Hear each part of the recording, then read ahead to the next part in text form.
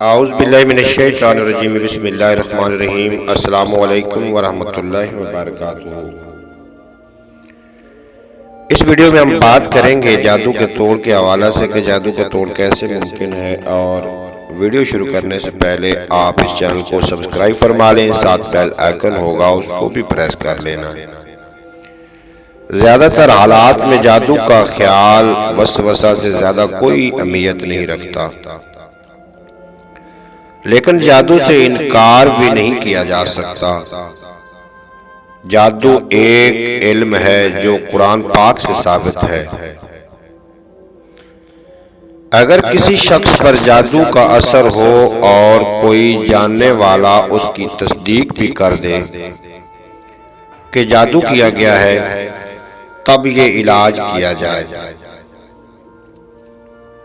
صبح بہت سویرے اٹھ کر فجر کی نماز پڑھے اور سورۃ قل اعوذ برب الفلق پڑھتے پڑھتے دریا یا ندی پار کر لے۔ دوران سفر بات کرنا منع ہے۔ ندی یا دریا پار کرنے کے بعد پانی کے کنارے مشرق کی طرف اپنا منہ کر کے بیٹھ جائے